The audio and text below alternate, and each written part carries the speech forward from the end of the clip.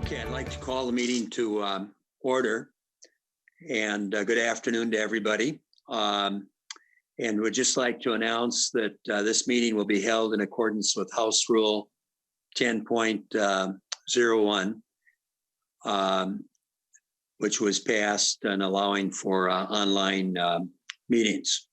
And what I'd like to do now is have the clerk call the roll. Laura, do you want to call the roll? Yep. Did you hear me? Yeah, I'm going to unmute everyone. Matt, they're going to do a call. You're going to call now. I got to go. Just for the benefit of members, we're told that, normally when you go into committee, the clerk checks people off. But being that we're online, they're asking that so there is a record of who's present, that we actually call the roll. So Laura, whenever you're ready. Representative Carlson. Who is that? Chair Carlson. Present. Representative Olson. Present. Representative Garofalo. Yes, I'm present. Sorry. Representative Albright. Present. Representative Bernardi. Present.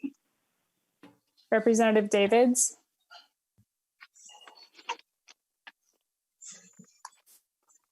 Representative Dabney.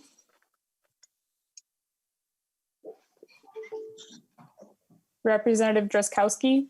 Here. Representative Eklund. Present. Representative Hamilton. Present. Representative Hansen. Here. Representative Hausman. Present. Representative Hertas.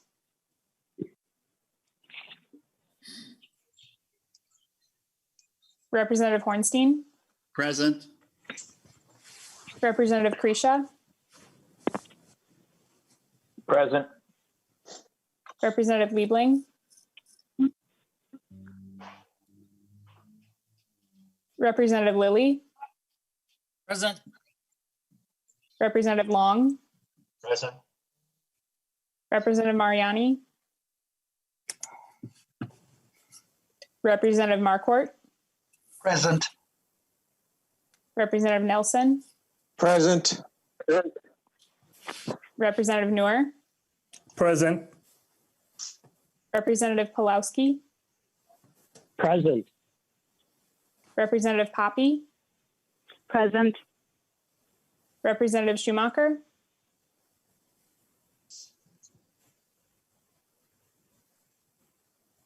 Representative Scott. Here.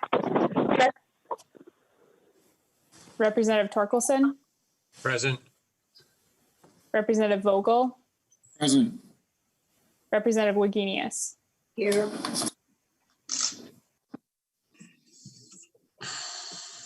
There is a quorum present.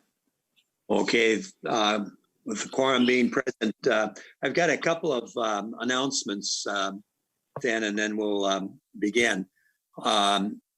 The meeting and proceedings are open to the public, and as I mentioned, we are being taped. And like in a regular committee meeting, all conversations should go through the chair. And we did point out when we had a training session the other day, although not everybody was on, at the bottom of your screen there, if you want to be recognized, there's the blue hand, and you hit that button, and then I'll be able to see who wants to be recognized. When we begin the testimony, the way I'd like to proceed, however, and we'd often do this regular committee meeting, is that we'll allow the two testifiers to complete their testimony, and then we'll go to questions. So that's the way we'll choose to operate. And our two presenters today are Commissioner Dr. Kalambokidis and also Commissioner Frans. Now, he was going to join us a little late. I don't know if he's on yet or not. But Dr. Kalambokidis was going to start.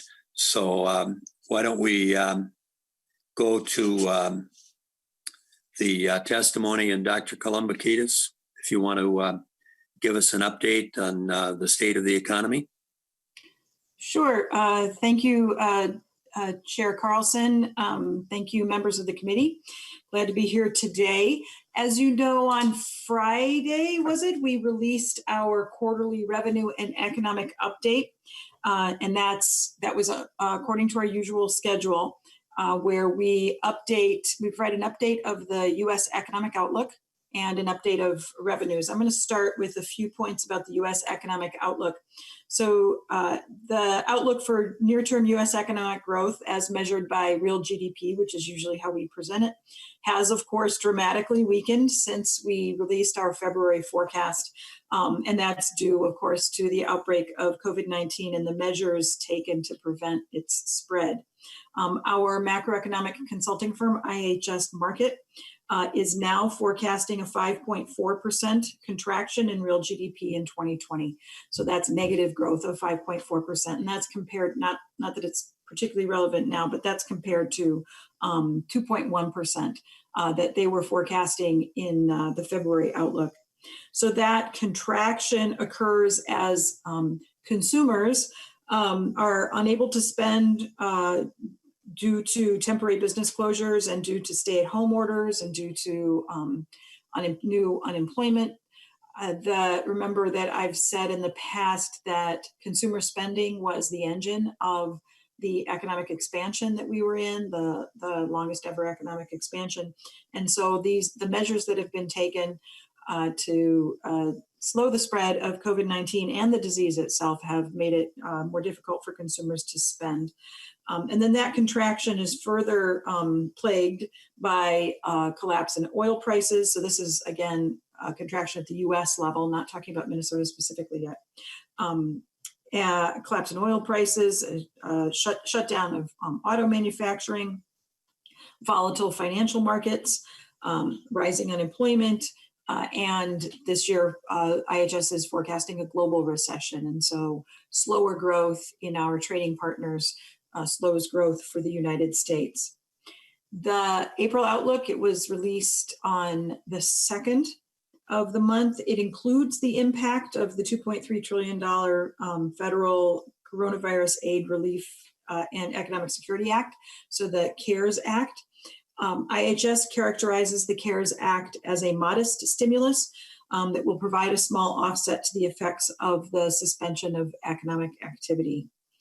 What IHS expects going forward is that they caution that all of this forecast and any subsequent forecast is highly uncertain because it depends very much on how the virus spreads and how the pandemic itself plays out. So they have to make assumptions about what they think is going to happen with regard to the disease itself. So they expect the spread of COVID-19 to peak and then dissipate in the second calendar quarter of this year, so the middle of this year, allowing social distancing restrictions to be lifted during the third quarter. And then economic recovery begins in the third quarter of the year, and real GDP growth turns positive in the fourth quarter. Real GDP growth in 21 is projected at 6.3%. So for this year, we're well below trend growth. We're in a contraction according to this forecast, and then next year there's an acceleration. The increased growth that is expected next year shouldn't be seen as then we get back to normal, because it's enough of a decline this year that even with the increased growth next year, we don't catch back up to where we would have been in the absence of the pandemic. A couple of things about the outlook. I said that IHS points out themselves that Their outlook depends critically on the path of the disease. And so not just this outlook is uncertain, but subsequent outlooks that they will produce are also uncertain. Another measure of uncertainty here is that in our revenue and economic update, we always compare what IHS Markit is saying to the blue chip consensus of 50 macroeconomic forecasting firms. And the range of forecasted growth for 2020 among the blue chip 50 it's a much larger range than it normally is. And so that in itself is a sign of uncertainty about the near-term outlook. And then as you all are familiar, IHS Markit assigns a subjective probability to their baseline outlook, and then they assign additional probabilities to a more pessimistic and a more optimistic outlook. Well, they've assigned a 45% probability to the April baseline outlook, and that's a pretty low probability for the baseline. So that's just another measure of uncertainty and volatility in the U.S. economic outlook. It has changed dramatically since February. It's even a dramatic change since their March outlook. And so we should expect the U.S. outlook to remain unsettled for a while. Now let me move to a couple of points about our revenue story. One thing that you'll notice about the revenue story, and you will have noticed if you already read the report, is that because there's a lag in revenue data, that creates an apparent disconnect between the economic outlook and the revenue story. So we aren't seeing yet as dramatic a change in revenue collections as what we're seeing in the U.S. outlook. So what we reported on Friday is that Minnesota General Fund revenues during the months of February and March 2020 this year, and we compared those to our February forecast. General fund receipts for February and March were $103 million, less than projected in the February outlook. And receipts for the individual income tax, the sales tax, and other revenues were below forecast. The corporate receipts were ahead of the February forecast. And the short story is that the shortfall reflects several things. It reflects the pace of income tax refund processing. So we think that income tax refunds, which are for tax year 19, are being processed faster than what we had expected in the February outlook. And so that lowers receipts relative to what we had expected at this time, but that doesn't necessarily reflect a lower tax year 19 tax liability. It also reflects payment delays. So you know that there have been, the Minnesota Department of Revenue has allowed taxpayers to delay paying their tax year 19 income tax bills until July 15th. And you know that sales tax firms that remit sales taxes have been allowed to delay remittance of sales taxes. But in addition to those things, the shortfall also does reflect the beginning of the impact of deteriorating economic conditions on state revenues. So it's the beginning of the story, it's not the whole story. Individual income tax receipts during February and March were $101 million less than forecast. The income tax withholding payments, that's withholding on individual income taxes during the current year. So that's something that we usually look to reflect current year activity. Those were $5 million lower than forecast. We know that unemployment insurance claims for unemployment insurance benefits have surged since the middle of March.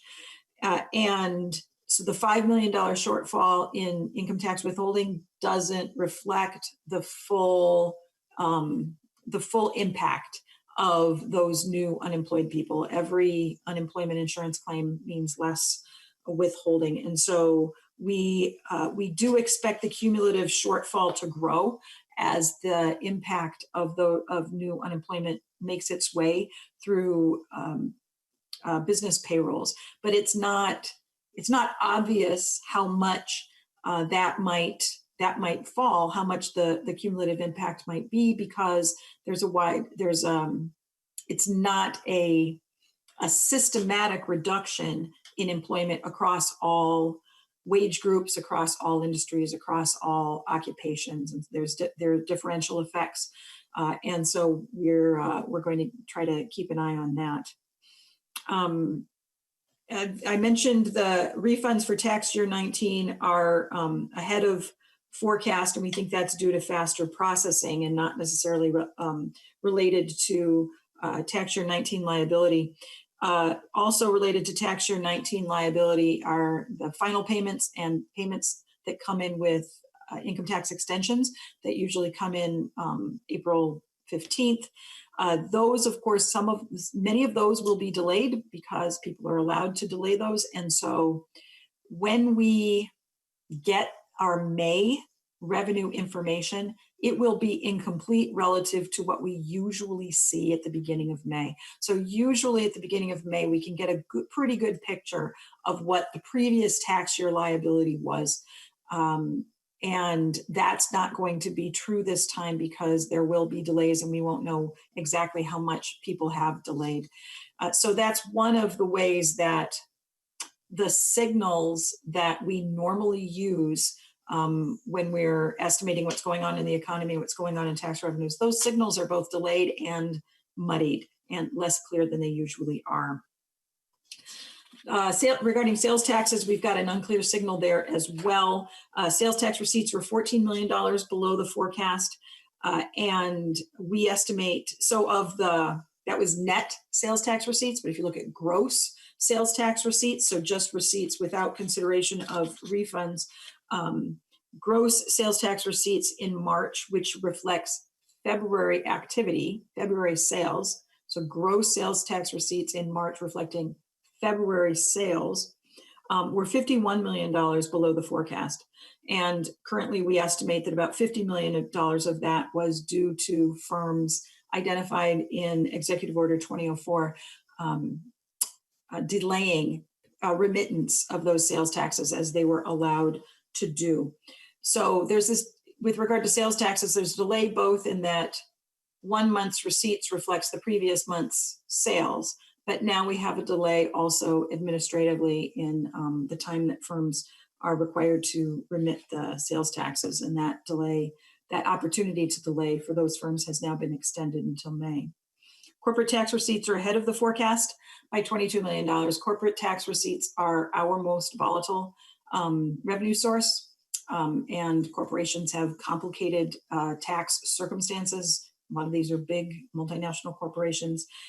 And so we do ultimately expect corporate receipts to fall below forecast as corporate profits fall below our forecast, but it's the toughest revenue source to forecast.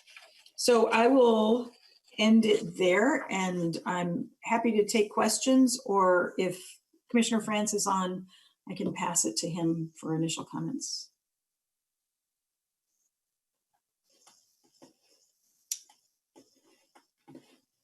He was part of a press conference and would be a little bit late, so he's now with us. So, Commissioner, did you have anything that you'd like to say at this point?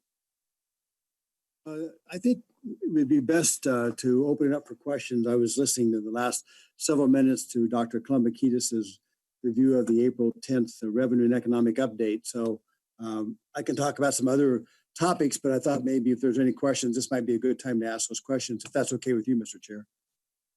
Okay, I'm trying to get the list up here now. I added a little bit ago. Can you hear me okay? Let's see, Representative Hornstein has a question. Yes, we can hear you. All right, thank you. Thank you very much, Mr. Chair and Commissioner or Ms. Kalambokidis. Do you have yet any kind of estimate as to what you anticipate our deficit may be moving into the future? Do you have enough data? And if not, when might you have some projections on that?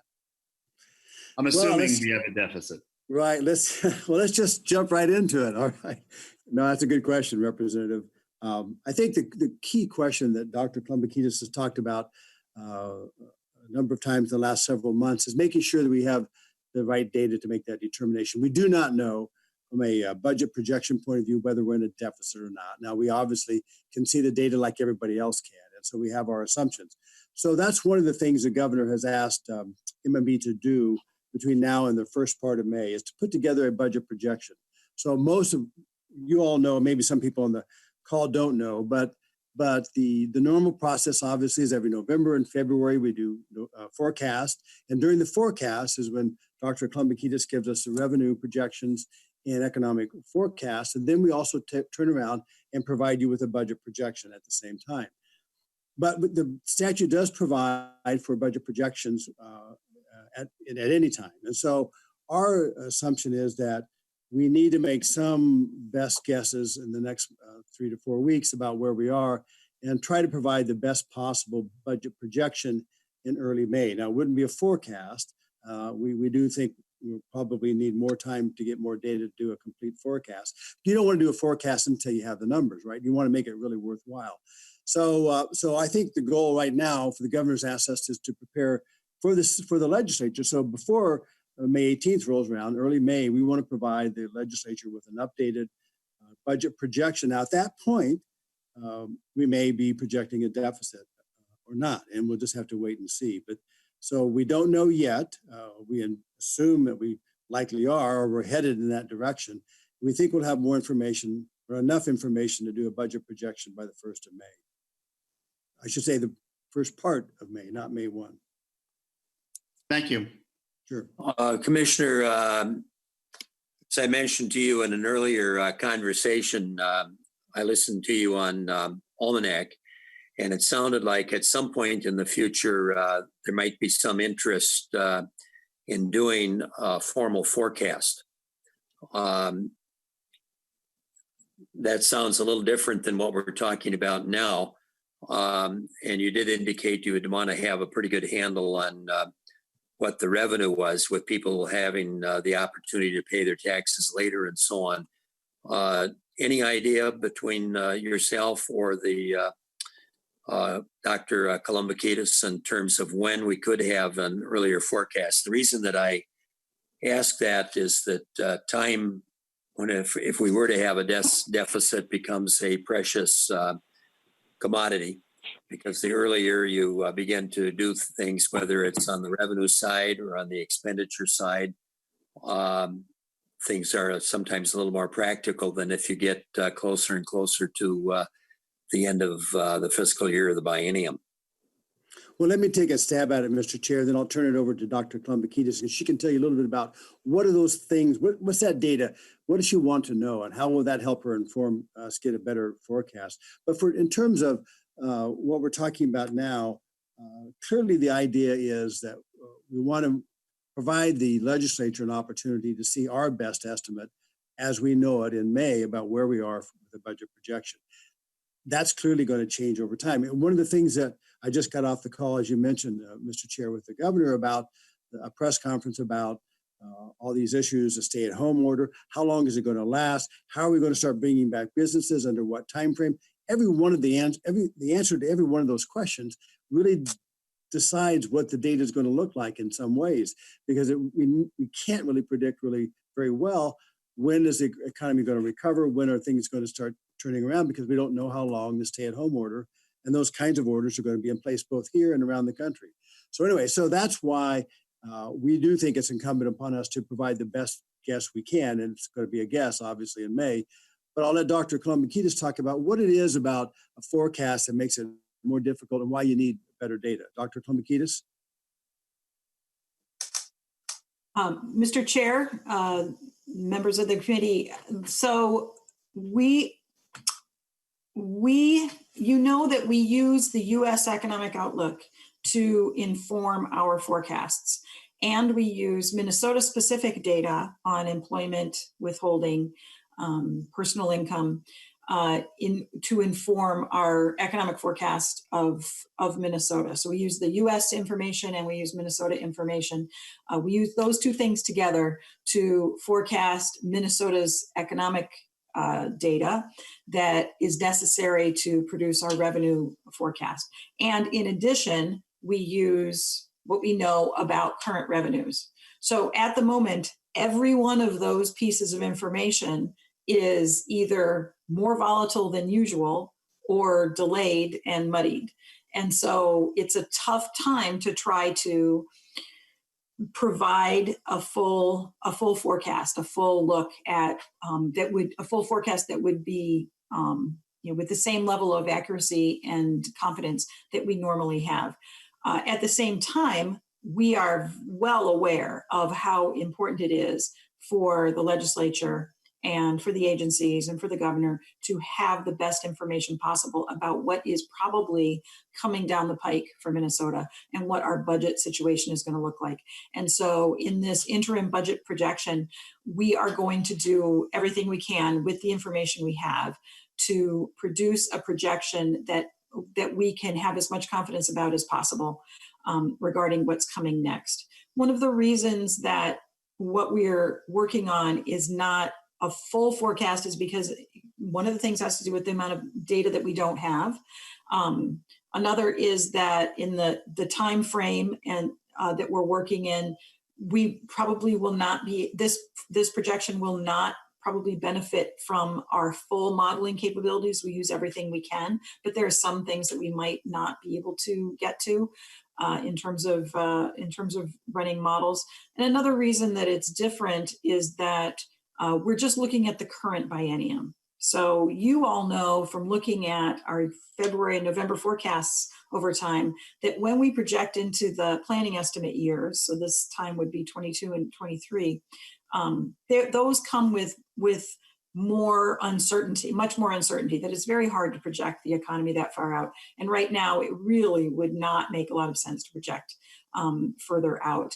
So what happens in the next couple of weeks as we're working, next few weeks as we're working on this and trying to aim for something useful at the beginning of, in early May, is every week we get new and additional income tax withholding data.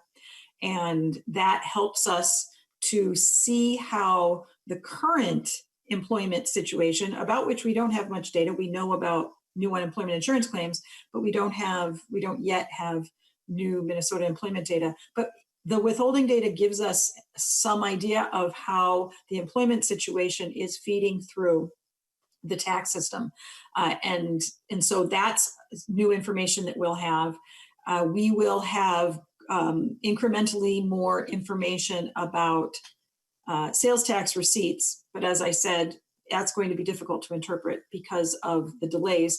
But also by the beginning of May or end of April, we will have information on estimated tax payments, quarterly estimated tax payments for the current year. And so that's helpful because both that and withholding give us a bit of a picture of what might be going on in Minnesota's economy. So that's where we are, and you can trust that we will do our best to provide information that is as timely as it can be and also as useful as it can be. Okay, thank you.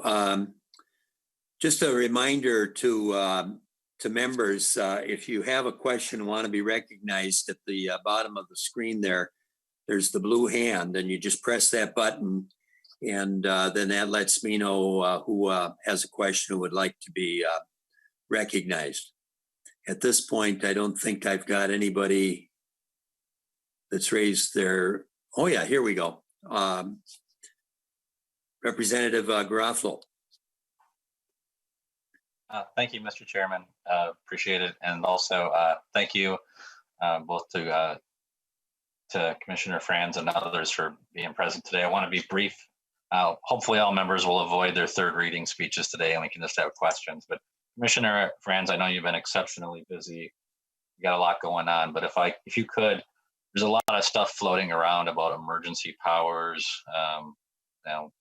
black helicopters telling Minnesotans that the powers the governor has and doesn't have.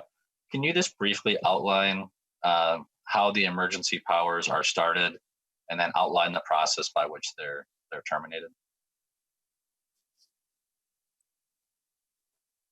Let me unmute. That was directed to the commissioner.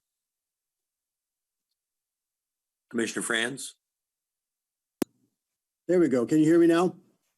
Yes, we can.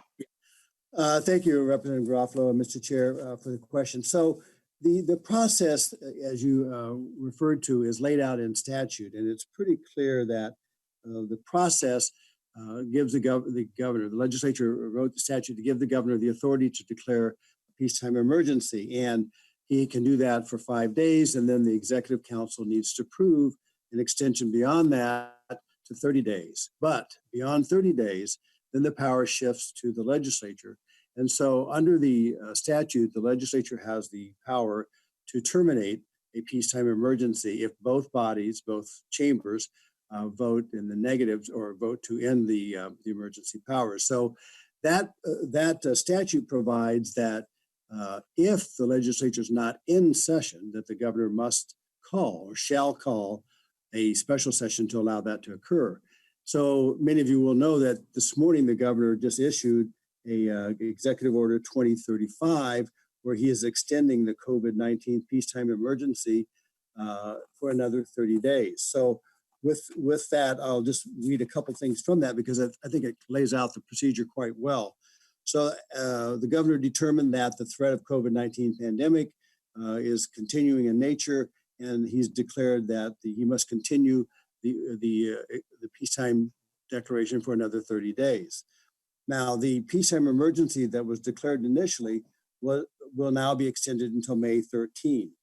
And because the legislature is currently in session, regular session, there's no need to call the legislature into a special session because the legislature has the ability and authority to vote on the extension of that peacetime emergency now during its regular session. So that is how it works while the legislature is in session. So this will expire on May 13th, as I mentioned. So on May 13th, if the governor decides that there needs to be another extension of that, then once again, the legislature would be in session and would have the opportunity and authority to determine if both houses agree, they could determine to end the peacetime emergency. It takes a majority vote in both chambers.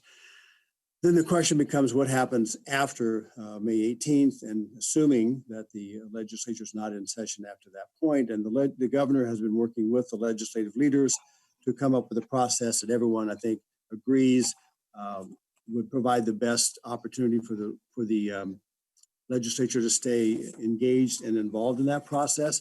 I think I will say as a lawyer that the statute is poorly drafted just in terms of the way it operates. And so it's somewhat ambiguous, and there's been some different interpretations of what that ambiguity means. But I think in the interest of resolving the ambiguity in a way that provides the best coordination and cooperation with the executive branch and the legislative branch, the governor would then, if after May 18th, the governor decided that the peacetime emergency needed to be extended beyond whatever date that was in June, then he shall call the legislature back into special session to give them the opportunity to either to affirmatively stop the peacetime order if they so chose.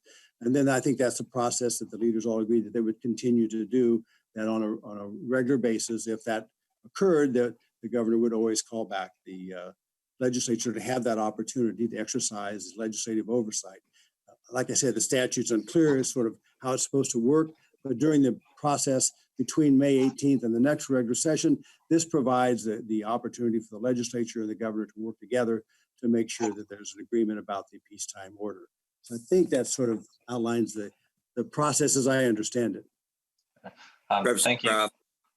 Yep. Thank you, Mr. Chairman and Commissioner. Thank you. And I'm very glad to hear you say that of course we all want this to end as soon as possible, but the reality is the virus is going to dictate a lot of our responses to this.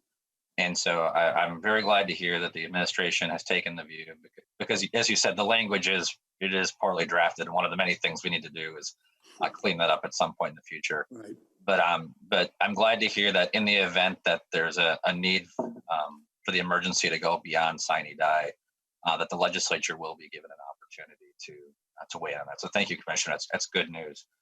If you could, for a moment, I think that there's a misunderstanding between the emergency declaration and the executive orders that the governor is issuing. Can you just, again, for not only the public but also for members, just explain the difference between the emergency declaration and the executive order? Sure, Representative and Mr. Chair. I think the key was that when the governor declared the peacetime emergency on March 13, 2020, Executive Order 20-01, he did not exercise any of the powers that are enumerated that the governor has under the peacetime emergency declaration. The goal at that time, I believe that was Friday the 13th, if I recall, the goal at that time was to let everyone know that we clearly are entering a peacetime emergency with the COVID-19 situation, and that he intended to let people know that he was going to start exercising those powers. And in fact, I believe it was that Sunday, I think it was Sunday, the March 15th, that he issued the order about the schools, closing the schools. So he wanted to make sure that he has to have the reason to issue declare the peacetime emergency, and it's the statute that then provides him with the authority to engage in peacetime powers underneath that declaration. So I don't have all the enumerated powers in front of me, but it's from the basis of the declaration comes the powers that the governor issues on an ongoing basis in conjunction with the declaration of the peacetime emergency. So it's the emergency declaration that gives him the authority to issue the orders in the short term. And Ruffalo. thank you, Mr. Chairman. And Mr. Chairman and Commissioner, thank you again for that. I appreciate you outlining the difference between the emergency declaration and the executive orders that are given. As you can understand, there's a lot of Minnesotans who, right now, there's a lot of concern, and there is a genuine concern and fear about so many decisions being made by one person. Certainly, it's not a criticism of the person or even the decisions that are being made, but we're all Americans, and Americans don't like being told what to do. And so the concern of that sort of centralization and consolidation of power, whether the decisions are popular or not, it's very concerning to many Minnesotans. And I just, on behalf of the people I represent, I want to make sure that I voice those concerns to you. We're not, hopefully the governor, someone came up with a beautiful analogy earlier today. They said, it seems like sometimes the governor views this as a flight and he just wants the plane to keep flying forever. And then someone else suggested that, well, that's better than the alternative. Some people are proposing we just crash the plane right now. And I would hope that we all recognize that there are many other choices before us besides flying the plane indefinitely or crashing the plane into the side of a mountain. So last question for you, Commissioner, and that is with regards to the items you talked about regarding the budget. We have obviously a budget situation that is without historical precedent. You've mentioned earlier that there are variables at play in terms of how much revenue goes down, how much expenditures go up as more people qualify for programs, how much federal assistance is made available, how much our local cities and counties, how much they're requesting from us to help them out. Can you just lay out a time frame for us? Members that have contacted me have been concerned about this constitutional deadline for when the regular session ends, but also recognizing the need to balance the budget, that we can't borrow money like the federal government, that we have a constitutional obligation to balance the budget. Can you just map out, understanding that you'll have flexibility in this, but can you please just map out a tentative schedule or timeline for when we can be looking at updated information, budget recommendations, budget changes, debate and implementation? Can you just map that out as you see it right now, based on the information you have now for the rest of this calendar year? Sure, Representative, Mr. Chair, glad to do that. It is a little hard. As you mentioned, none of us have done this before. And I think one of the keys for us is to make sure that we do it in a methodical, precise way. We don't want to overreact and we don't want to underreact, right? So I think the key right now is between now and the 1st of May, first of all, as Dr. Kalambokidis mentioned, we're going to get some more economic data that will be helpful.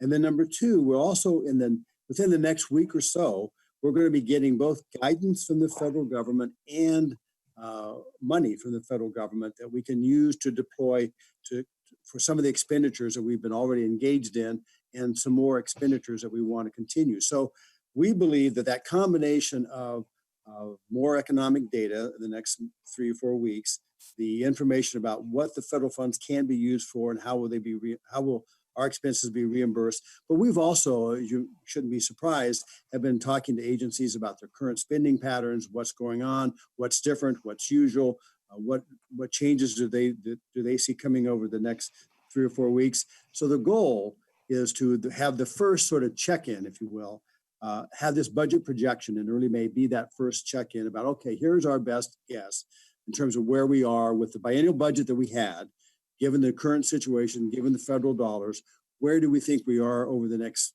16 or 14 months? And so we want to give that to the legislature while you're still in session. But I don't think this is going to be the last. It will definitely not be the last time we do this sort of a thing, because think about it.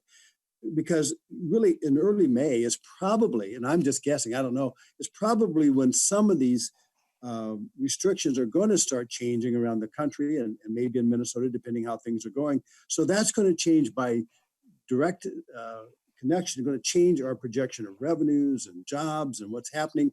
So I really anticipate that over the course of the summer and this fall, there are going to be a number of opportunities where we're going to need to check in and say, okay, well, what we told you in May, that's changed because the revenue stream has changed, the spending has changed, and guess what? We got less or more federal money. So I really want the legislature to realize that we view this as an ongoing dialogue, that even we're not feeling like we need to wrap everything up and get it finalized forever by May 18th. Our goal is that with this budget projection in early May, we'll talk about it. We'll see what we should do in the short term.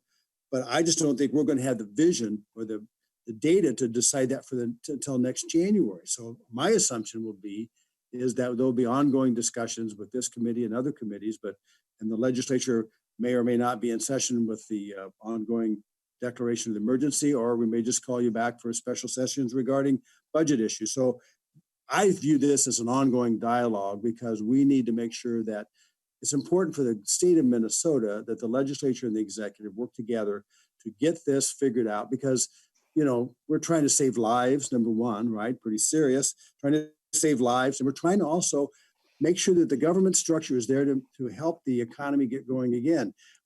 One of the things we have to be careful about, we don't want to overreact and do things that pull back the kind of support services that businesses are going to want and need in May and June when they're coming back online. So that's the delicate balance that I think we're going to need to have some flexibility. We're going to have to trust one another to give some flexibility, but always provide that opportunity for insight and communication back and forth. So I see it as an ongoing dialogue beginning, now obviously, and continuing throughout the rest of this year. I mean, I hope things settle off.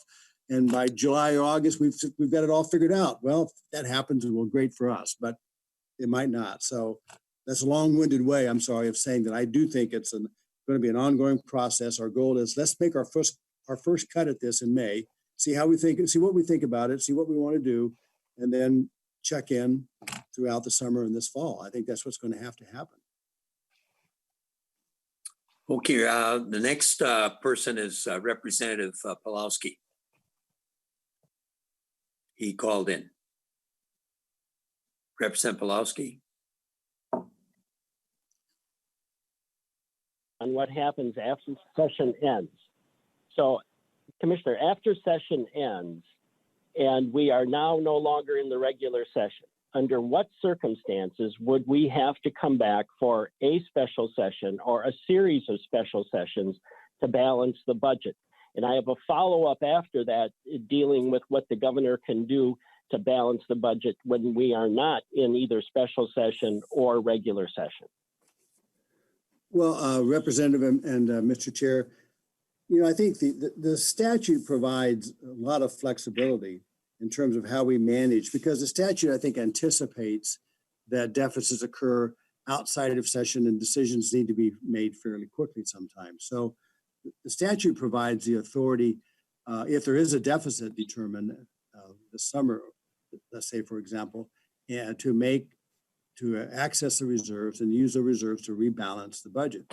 But I think from a realistic point of view, because of all the different issues that are going on, both in terms of the emergency nature of this situation with emergency orders and declaration of the emergency, but there'll be plenty of things to talk about. So I don't know under what conditions that would happen. I just know that even though there's authority to rebalance the budget through the statutory use of the reserve, if there's a deficit projected by a budget projection, that we can solve that deficit at least temporarily. But I would imagine that if things get really significant and concerning, we would want to consult with the legislature. But I can't anticipate what those situations are at this point.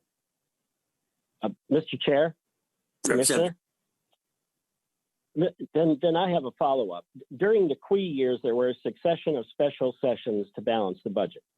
It would appear that we would anticipate during this cycle that it is likely over the summer and fall that we would have perhaps a series of special sessions to balance the budget, either because we are in deficit or because there is an anticipation of some type of revenue, perhaps from the federal government. Would that be a true statement? Commissioner? Representative, Mr. Chair, well, I think that we anticipate obviously federal revenues within the next 10 days, obviously, and there may be more, as you suggest, there could be more. And we do need to have the legislative authorization to use those funds going forward. You know, we've worked out a pretty interesting process thus far on the Minnesota COVID, the COVID Minnesota Fund, COVID-19 Minnesota Fund, the $200 million. We have a process in place here where there are 5 leaders from the House and 5 leaders from the Senate that provide approval or disapproval of expenditures over $1 million in that fund. And there's been, I forget, maybe like 10 or so requests made already.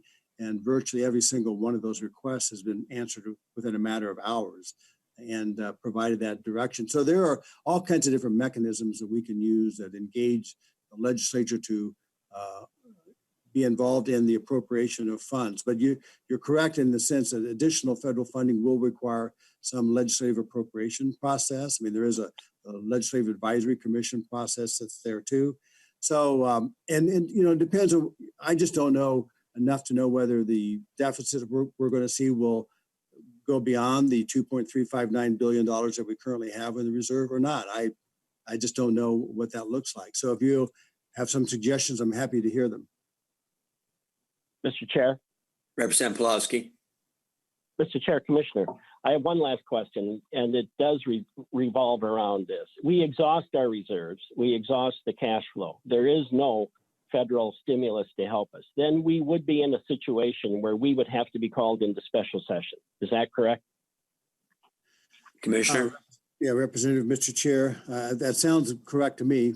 I have to tell you, I haven't thought through that scenario quite yet, but you're right. That could be a scenario where we would need to call in the legislature.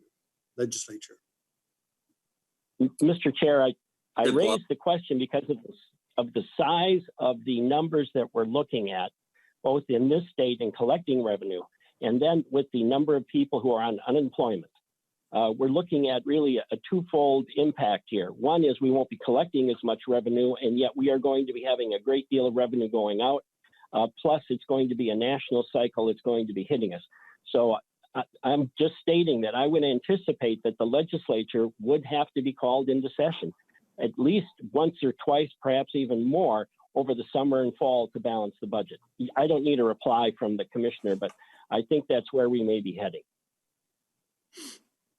Okay, thank you, Representative Pawlowski.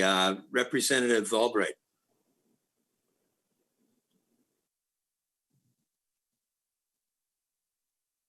Representative Albright. Commissioner, I have a couple of follow-ons to Representative Pawlowski. With regard to the budget reserves, are you aware of specific events that have to happen that would trigger your ability to utilize the budget reserves? Commissioner?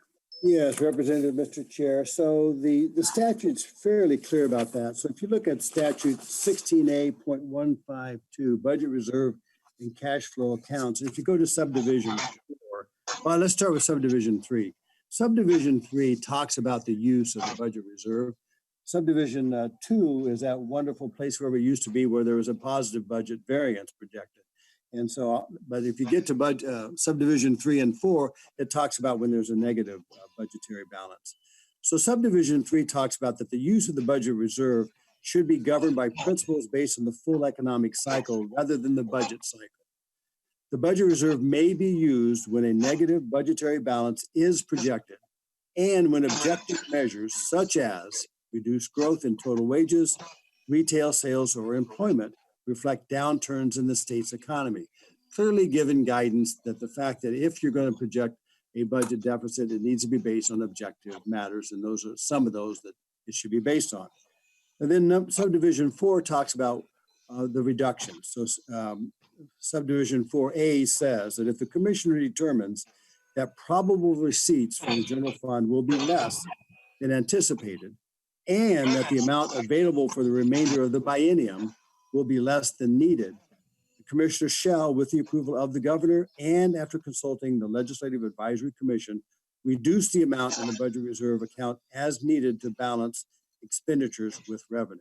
So it's a fairly tight process where you determine if there's a need, if there is in fact a negative budgetary balance, and then number 2, that you only use the reserve necessary to restore balance.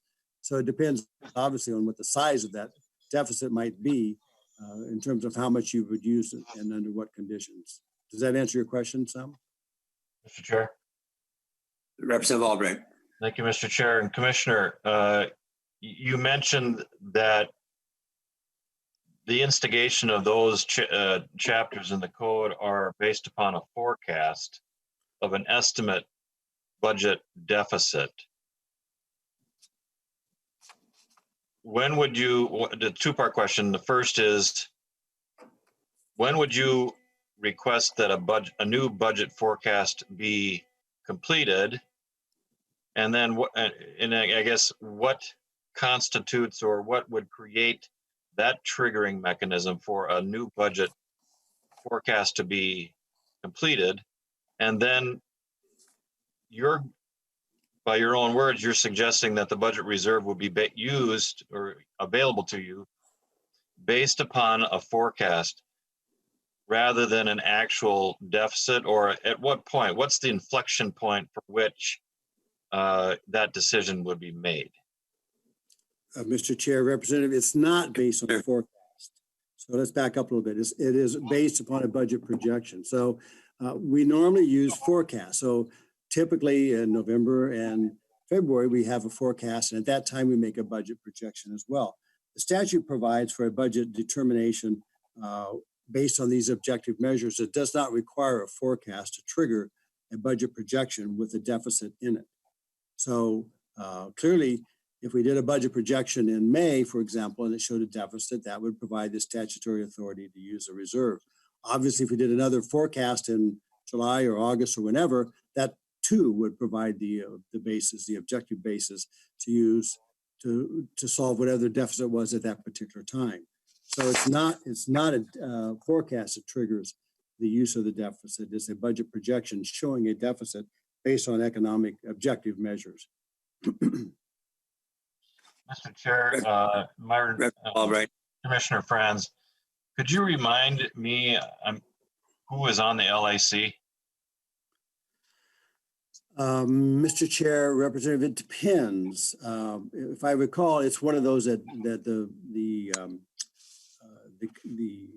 membership is determined by the nature of the request. And typically, in this particular case, though, it would probably, if I recall correctly, it would be the speaker, the chair of the Ways and Means, and it would include the majority leader of the Senate and the chair of the Finance. But Mr. Chair, there's 2 other members. Do you recall who they are? Those are floating members, if I recall. So depending on the issue that's before us, it would be.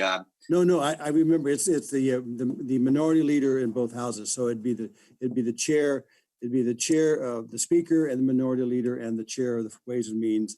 The majority leader, the minority leader and the chair of the finance committee if it's a finance related issue.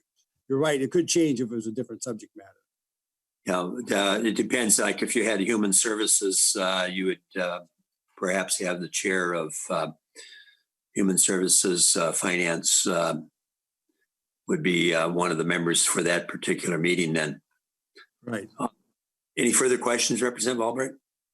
Just maybe a clarifying one for the commissioner. So is it the position of the commissioner that they would utilize the funds within the budget reserve and then inform the LAC of the actions taken, or is it in consultation with agreement by the LAC before that action is taken?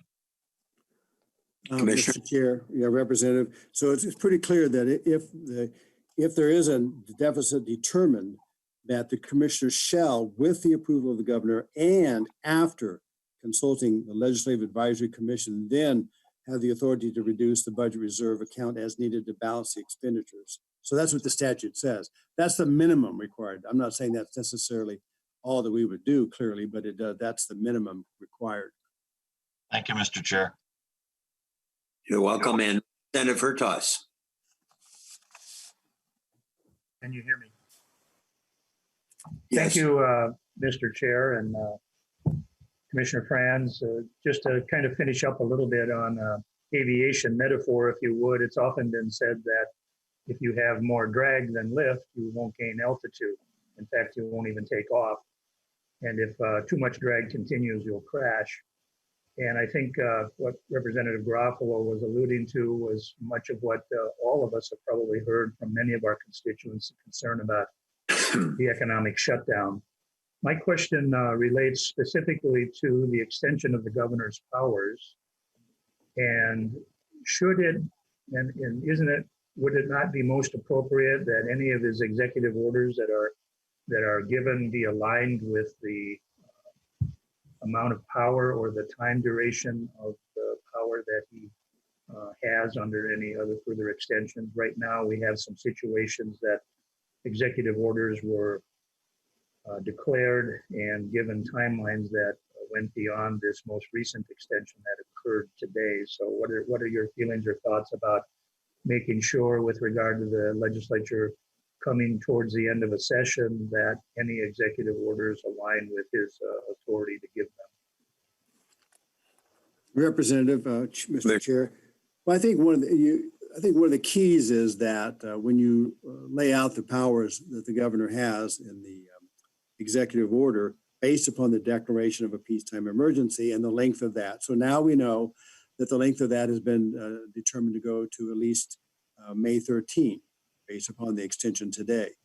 Some of the orders, any timelines that go beyond that, I mean, you clearly want the orders to typically last during the existence of the peacetime emergency, as you suggest. But from a practical point of view, we also need to give people some advance notice of some issues. So I think the key would be trying to make sure that the order that was issued under the current peacetime order that had been extended and was operational, and that those orders would be consistent with that peacetime emergency for that time period. But you're going to have some situations that may go beyond that, but I think that's something we'll just have to deal with. And we'll have to see on May 13th whether those peacetime orders or the peacetime declaration continues. And Mr. Chair. Representative Hertaus. Yeah, thank you, Mr. Chair. And my other question relates to the question about the budget reserve.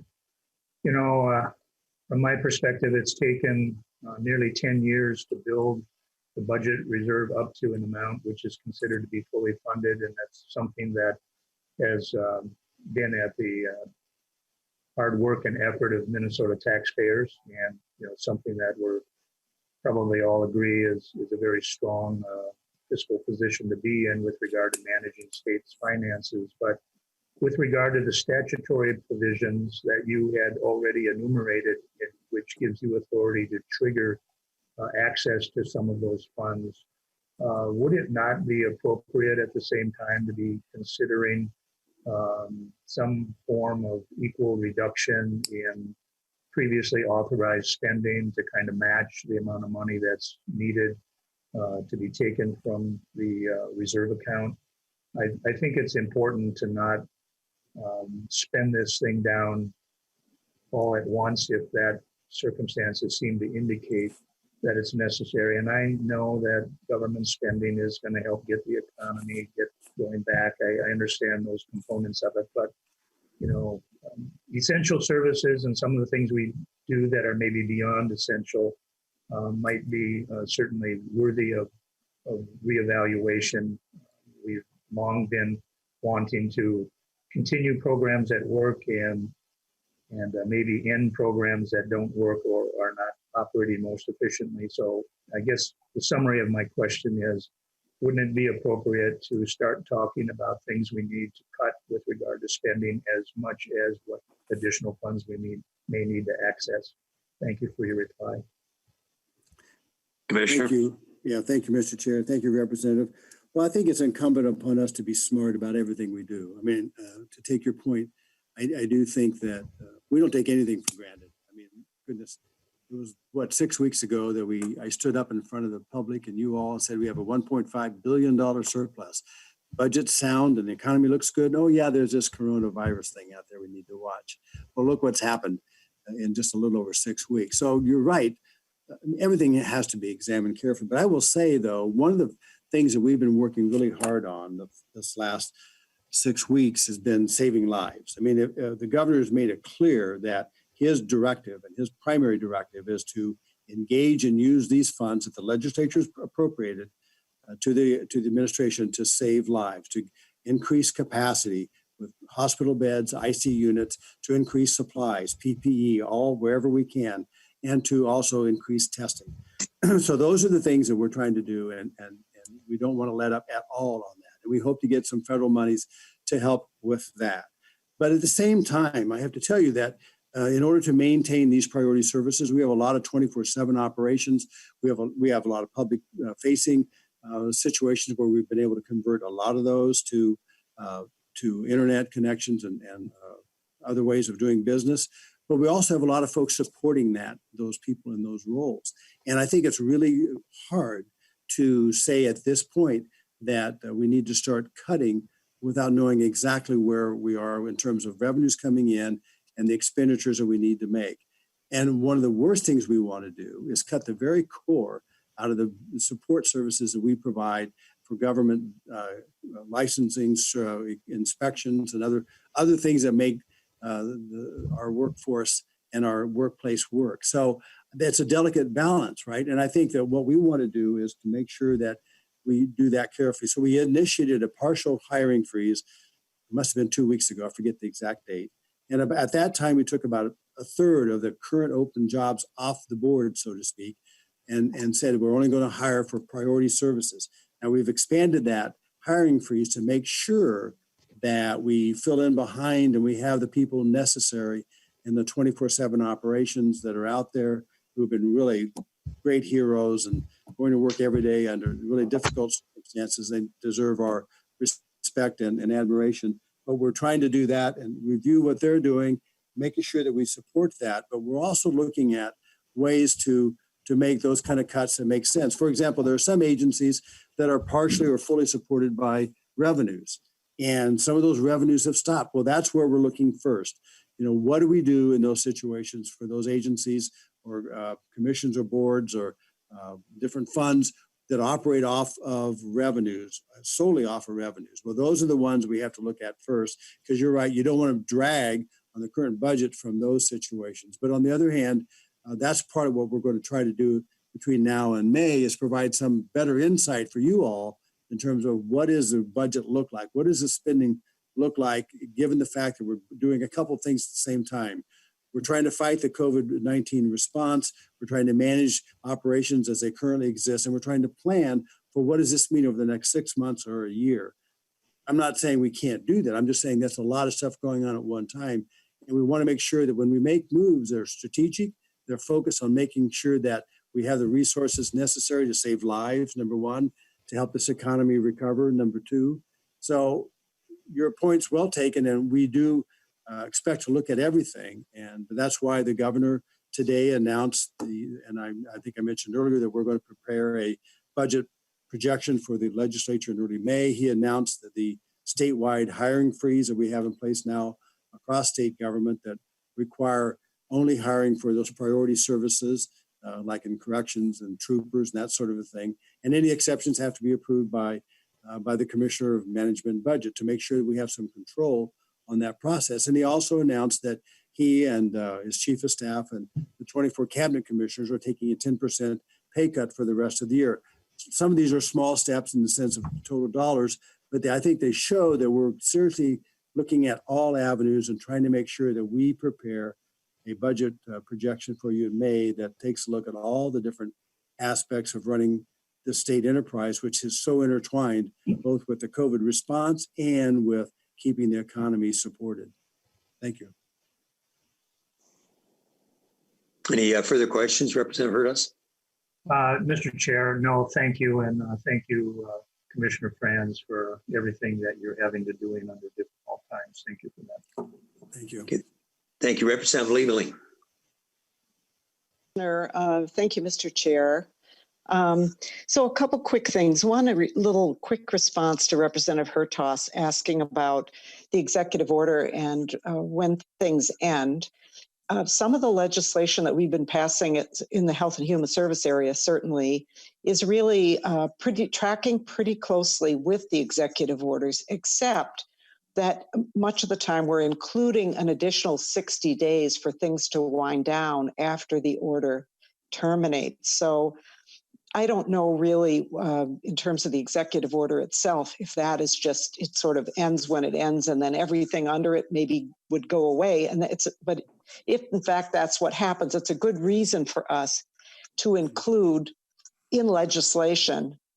You know, it's better if we can do this in legislation than by executive order. And then we can include a little bit of a cushion on the end, because some of these things that are being done just don't end on a dime. They need a little time to wind down with billing and whatever. I mean, we're talking about, you know, services for human beings. So I just wanted to put that out there as information. But my question really went back to what Representative Pawlowski was talking about and asking about what would happen if we had a deficit and so on. Doesn't the governor still have a power of unallotment? I'm remembering back to when Governor Pawlenty used this. It was, of course, very controversial when the governor starts unallotting things that you just budgeted for. But I think the governor still has that power. I just wanted to ask the commissioner. I know he'd be very reluctant to use it, and anything we can do together as a legislature and with the executive branch is going to be much preferable. But if push came to shove, could he still do that? Well, thank you, Representative. Mr. Chair. Yes, subdivision 4. If you keep reading in subdivision 4, you have a very good memory. So I only went as far as what I hope we have to do, right? And so if there's an addition, so subdivision 4B says if there's an additional deficit, meaning going beyond the use of the reserve, if there's an additional deficit with with the approval of the governor after consulting the LAC, it should be made up by reducing unexpended allotments or any prior appropriation or transfer. So the commissioner is empowered to defer or suspend prior statutorily created obligation, which would prevent affecting such reductions. But if the commissioner in subdivision C determines that the probable receipts for any fund will be less than anticipated and the amount available for the remainder of the term for the appropriation or any allotment period will be less than needed, the commissioner shall notify the agency concerned and then reduce the amount allotted or to be allotted so as to prevent a deficit. So you're right, that power is there.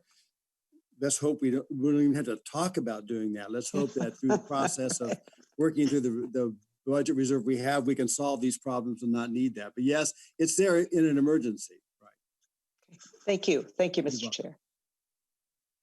I have a question on behalf of Representative Hansen. He's having some problems for one reason or another getting in. And so Representative Hansen wanted to know your thoughts on the dedicated funds, what the impact would be there, legacy LCCMR. Mr. Chair, yes, and thank you, Representative, for asking that question. I think that one of the things that we do have to look at in the short term are those funds. So many of those funds are supported by direct appropriations from the sales tax. As you recall, some of those funds were set up with a direct appropriation from the increase in the sales tax a number of years ago, before my time working in the state government, and they will have to also be balanced. So we are now going through that process, examining all of those different funds that are supported by legacy funds or other revenues. As I mentioned earlier, those are the places where we're looking right now, because they're in danger right now of running out of having fewer funds than they anticipated. So they're now going to need to re-budget and refigure out what kind of a budget do they have for the remainder of the biennium, given the fact that the sales tax has dropped because sales activity has dropped. So yes, those situations, Representative Hansen, we do need to review and take a look at those and make recommendations. Okay, thank you. On behalf of Representative Hansen and myself, I spent a number of years on LCCMR, and we did have to make some adjustments back then when we had revenue shortfalls. What I want to do is we've got two additional people that have questions, Commissioner. I was told prior to the meeting that you and Dr. Kalambokidis had some time constraints. How are we doing relative to you remaining? What time I'm looking? Oh, it's 3:40. Yeah, I need to get off about 4:05 or 4:10. I can be a little bit late for this other call, but I need to get on another call in about 5 or 10 minutes. Okay, I'll then the two that I still have with their hands up are Representative Torkelson and Representative Vogel, and if you can each be relatively brief so you can both get your questions in while the commissioner is still with us. Representative Torkelson. Thank you, Mr. Chair. Thank you, Commissioner, for being with us. I'll make this very brief. One of the bills that we still talk about quite a bit among the legislators is the bonding bill, capital investment. Will the governor revise his position on the capital investment bill?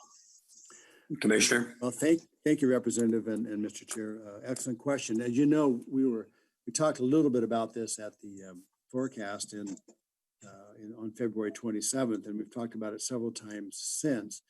You know, clearly one of the things about the bonding bill that's unique is the fact that it takes, 1 to 2 to 3, 4 years sometimes for it to be fully implemented, because most of you know that when we pass the bonding bill, we don't sell all of those bonds that next summer or this coming summer. If we pass the bonding bill, we would sell some of those bonds, the ones that we would need the cash flow on for the next year. You never want to sell more than you're actually going to use throughout the next year, because we typically go to market once a year, depending upon other factors.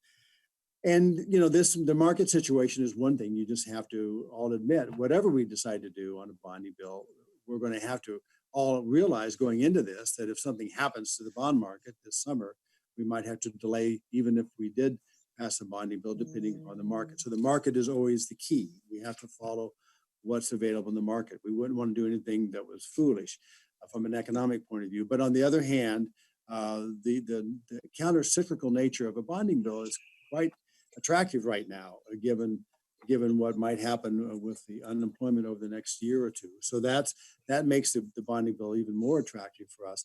The key, I think, you have to look at, and I'll let Dr. Kalambokidis fill in here, the key you have to look at is what is that additional spending that you would do this biennium? And I don't at the top of my head have what that is for the governor's bonding bill proposal for 2021, but do you want to commit to that, assuming you do sell the bonds, or you may be in a deficit situation? And if you are in a deficit situation, do you want to use some of the reserve for that? Because you're competing with other things at that point. So the bonding dollars do compete with other parts of the budget, because you cannot not pay those debts, right? So once you're in, you're in. Although, like I said, there are times when we can decide whether or not to sell or not. Dr. Kalambokidis, you have anything you want to add? Dr. Kalambokidis. Thank you, Mr. Chair. And thanks, Commissioner, and thanks, Representative, for the question.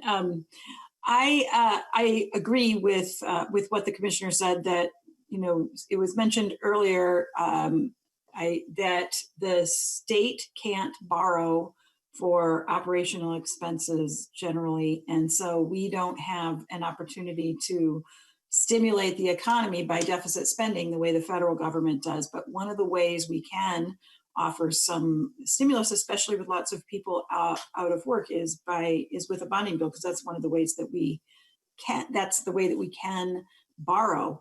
And it's unfortunate that in this situation, that one of the many things that's going on in this current economic climate is volatility in the muni market. And so that interest rate situation is much more volatile than we have faced before, even with the Federal Reserve lowering the target for the federal funds rate, because states are facing this difficult budget situation. Their bonds are, the interest rates that we can get on bonds is not what it should be given our financial situation. So I agree, it's countercyclical. It's a good idea to put people to work. It will have an impact on the budget, and that will compete with other needs as resources become more scarce, as revenues contract. Okay, any follow-up? Well, then our next person is Representative Vogel. Thank you, Mr. Chair. And to the Commissioner, just clarifying on the difference between the powers and the emergency declaration. When the emergency declaration ends, do the powers end at that point, or is there some statutory thing that says that they go on until some point in time when they were made to be carried out? Commissioner? Representative and Mr. Chair, you have just reached the end of my legal knowledge, and I don't know the exact answer to that question. I know that the Governor's Counsel, Carl Procaccini, has worked on how to make sure that works out and the timing of when the powers end and the declaration end. But I haven't been tracking on how that comes to an end. I'm sorry, I just don't know the answer to that. We had one more hand that went up. If you can be very quick, Representative Krisha, we have to let the commissioner go. He's got a conference call, I guess, that's coming up. So Representative Krisha. Thank you, Mr. Chair, and to Commissioner. Just very quickly, looking at the school budgets and how the prolonged shutdown is affecting them, and they're possibly, with the executive order, heading into a deficit spending situation, depending on how all the costs come in. How is the governor looking at that? Is there a supplemental budget that would be proposed, or is he just going to allow the executive order to continue to push schools into local decisions where they're going to have to manage their expenses and their people? Commissioner? Yeah, Mr. Chair, Representative.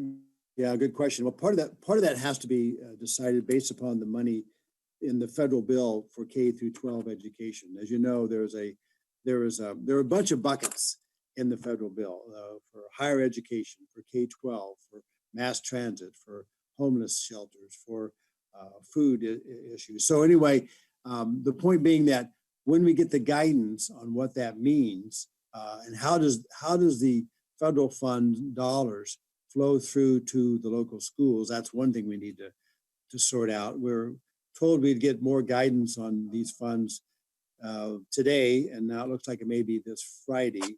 So that's part of the answer to the question. Well, what support, if any, are they going to get from the federal government? The number two does become, well, if in fact they're having those revenue problems, then we're going to have to sit down with them and figure out what does that mean for them for the rest of for this year and as they go into the next fiscal year.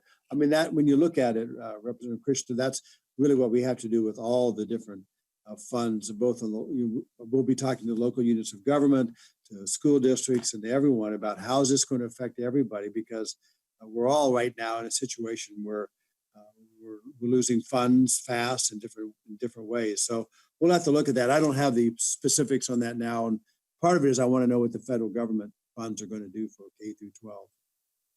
Okay, I want to let you, Commissioner, so I would just say thank you to you, Commissioner Frans, as well as Dr. Kalambokidis for your presentation today. I do want to have Bill Marx make a quick comment about federal funds, and I think with your comments, Commissioner, about we have to get more information, maybe as soon as next Friday, about the guidance of how those funds should be spent. We can perhaps have a further discussion at our next Ways and Means hearing. But Mr. Marx, are you still with us? Thank you, Mr. Chair. Goodbye. Yeah. Yep, bye. Mr. Marx? Mr. Chair, members, there were two handouts that were provided to the committee, and I believe are posted on the website. One is a list of the federal funds that we've identified. This is largely through information from the Federal Funds Information Service, or FFIS, as listed on the page. And they're organized by the U.S. departments, so Treasury's first, Department of Education, and so on. And there's a list of the dollar amounts that FFIS has estimated Minnesota will receive under those various programs in there.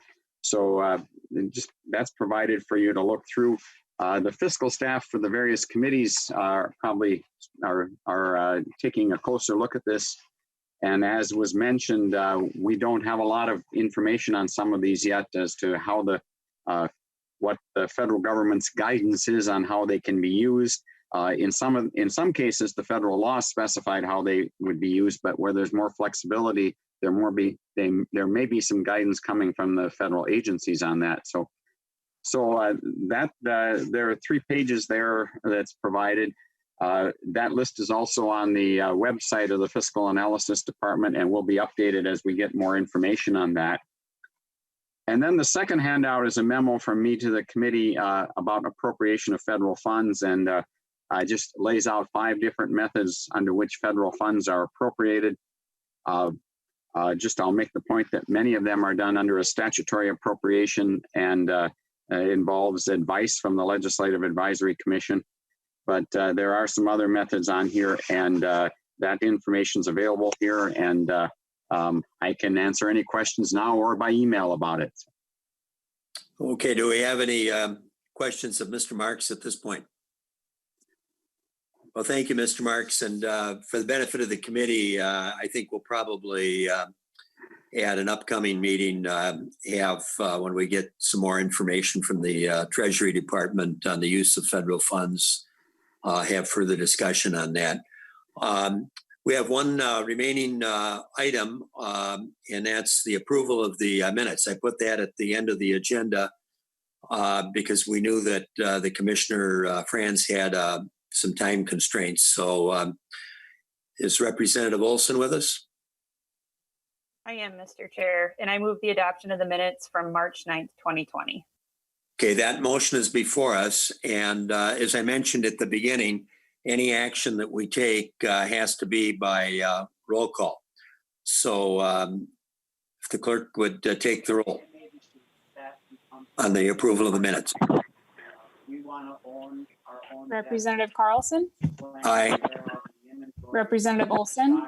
Aye. Representative Garofalo? Yes.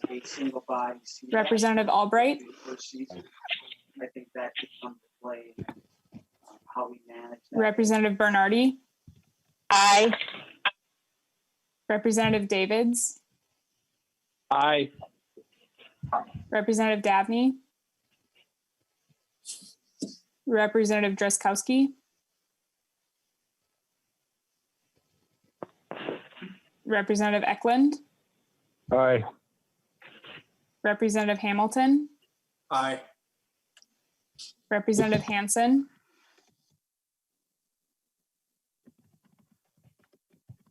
Representative Hausman?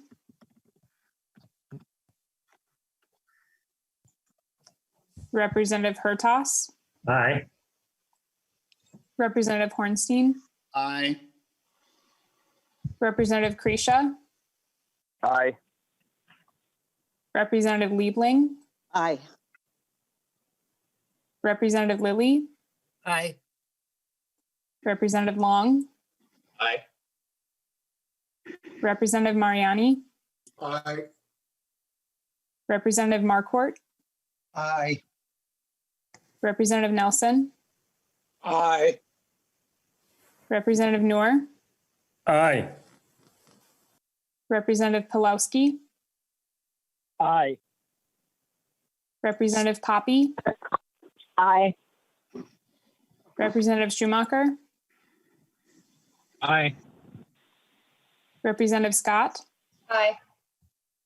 Representative Turkelson, Aye. Representative Vogel, Aye.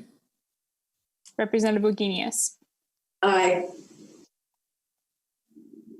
24 ayes, 0 nays. Okay, that's the approval of the minutes. Thank you, Ms. Sparkman. And with that, our business is complete, but I do want to thank everybody, especially the staff that helped put this together and coached the chair quite a bit on how the whole system would work. And I thought it went quite well today. So I'd like to particularly acknowledge Nancy Conley and her work putting this together, as well as Ms. Sparkman, our committee clerk. They spent a fair amount of time with the chair to make sure I knew what I was doing. And I thought it went well. So I'd like to thank everybody. And with that, meeting adjourned.